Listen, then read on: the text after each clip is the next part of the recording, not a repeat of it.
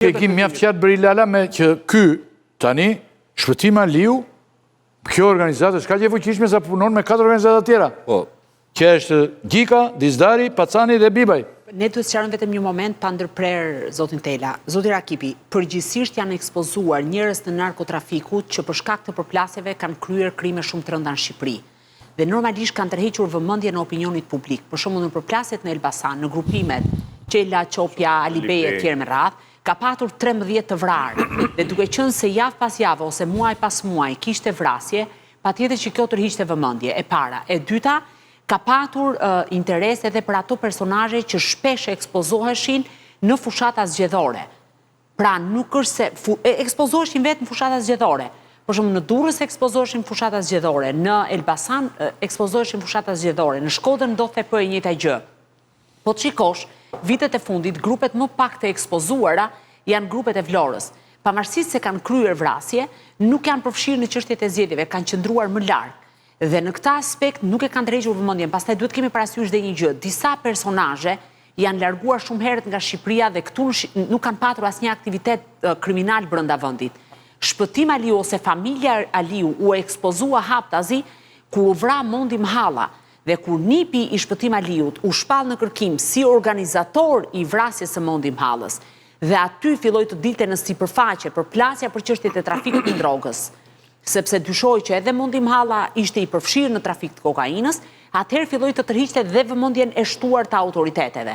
Dhe po të shikosh hetimet e intensifikuara në raport me këtë familje, sepse ato veprojnë brenda të njëjtit lloji dhe më pas shpërndajnë drogën te grupe tjera, ka nisur pikërisht ku filluan të përplasen grupimet dhe të ketë edhe një vrasje. Pra, se duhet parë edhe në këtë kontekst, ne mund të kemi shumë shqiptarë që janë përfshirë jashtë vendit. Ne nuk kishim asnjë informacion për Dritan Gjikën, sepse në Shqipëri s'kishte aktivitet. Armando Pacani ishte larguar pasi i vdiq babai, mbeti jetim, nëna ishte në pamundësi ekonomike për ta mbajtur e mori daja në moshën 12 vjeçare në Gjermani. Dhe në Shqipëri ai nuk kishte asnjë rekord. Unë e kam hetuar disa kohë me radhë. Ka patur vetëm një kompani të themeluar në Sarandë pa asnjë lloj aktiviteti. Ndërkohë që në Brazil konsiderohej si shqiptari më i rëndësishëm në narkotrafik. Pra, shkëmbimi informacionit mes autoriteteve, SPAK-ut me autoritetet e huaja, ka sjellë edhe të dhëna që ndoshta nuk do të mësoheshin në një mënyrë tjetër nëse nuk do të kishim këtë strukturën e posaçme. Një pjesë e personazheve janë aktiv. Pra, Shpëtim Aliu sot është aktiv, nuk është i arrestuar ende, nuk ka informacion nga Ekuadori të jetë i arrestuar. Apo Sokol Bibaj është po ashtu në kërkim, pra nuk është i arrestuar.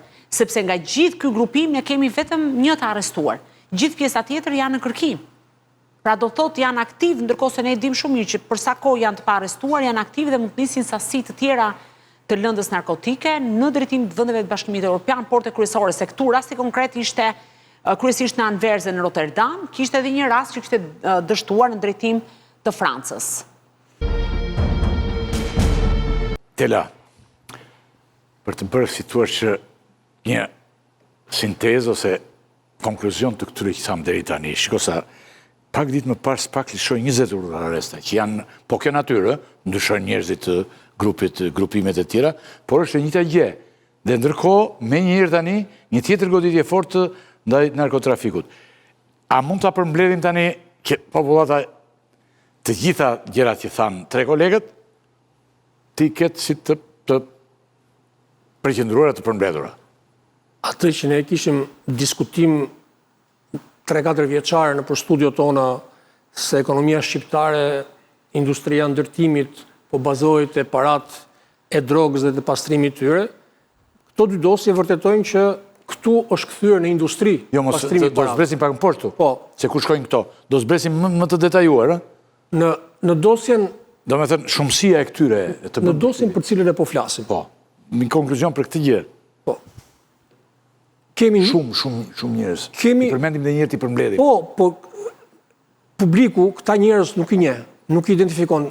Dëgjon ca emra, po si ka dëgjuar kurrë, sepse zakonisht këto vite jemi marrë me personazhe që kryenin vrasje, banda, grupe të armatosur që merreshin me trafik droge dhe kjo i bonte të njohur si personazhe publik. Këta janë të panjohur. Për këtë arsye merr vlerë edhe hetimi i SPAK-ut në këtë rast. Ne kemi vetëm atë dosjen e sekuestrimit të pronave, nuk kemi më atë dosjen e masave të arrestit që të kuptosh më pastër fabulën. Por në rastin konkret, çfarë arrin të kuptosh?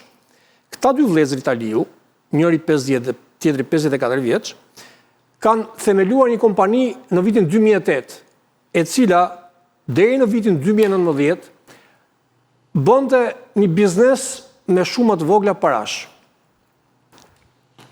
Po të tyshte ekstrakti i kompanisë, shikon bllokimet e erëpashershme nga zyrat e përmbarimit për para të papaguara. Në vitin 2019 dhe 2020, që lidhet më pas me përgjimet e Sky ECS-s, shikon që në atë periudhë ku janë përgjimet, këta kanë trafikuar 50 ton kokainë dhe një shumë prej 30 milion eurosh ka ardhur kesh në Shqipëri. Këto para kesh në Shqipëri, si që më parë në për filma, i futën në për fuqi, 50 litrës e tigropostin, dhe në përmure të veshura me karton gjes, parat fshehura. Në atë moment në Shqipëri ka filluar të investoheshin parat e trafikut të drogës të disa grupeve kriminale. Të njëjtin gjë kanë bërë edhe këta. Dhe e ka nisur me kompaninë e cila kishte supermarkete që po i falimentonin dhe biznes të vogël si nënkontraktore ndërtimi. Nëse të kujtohet në ato vite ylli, pallatet pakta që ndërtoheshin në Tiranë, vetëm hekur i bliej. Ndërkohë që betoni... Tani do zbresim aty. Betoni... Po të mbetemi të konkluzion për këtë, për bandatore, shumë të prapor dhe si tu është ti grupojmë njerëz të gjitha në mënyrë që shikuesi të jetë i qartë që iku kjo 20 urdhër arresteve, erdhi një tjetër më që ka këtë si konkluzion, 1, 2, 3, 4, ti është për t'i renditur këto, çka kolegët thanë, ose në qoftë se s'ka nevojë për...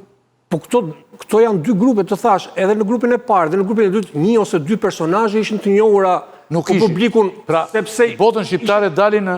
Këto janë personazhe që nuk i njeh, sepse të tillë janë të padukshëm. Janë të padukshëm sepse këta bëhen të dukshëm o kur ti shohësh publikisht, o kur kryen një krim të rëndë, për cilin marrin një masë arresti dhe aty bëhen personazhe publik. Po pra, Shpëtim Aliu, si kreu organizatës, ne s'dinim asgjë kush është ky personazh. I dosjes parë, ai u bë publik për një sherr banal në Bregdet. Por e këtë Shpëtim Aliu në majnë tani. Po, gjithmonë media në Shqipëri ka patur interes për krimet e rënda, për vrasjet, për organizatat mafioze cilat edhe vrasjet me pagesë.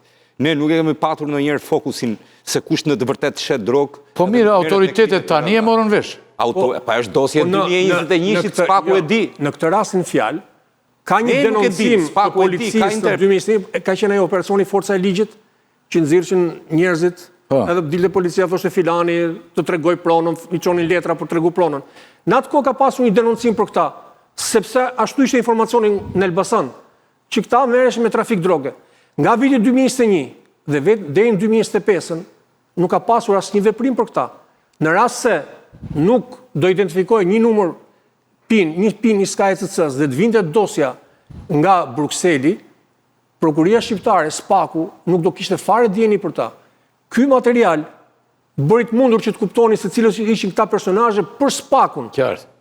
Dhe kjo pastaj inicioi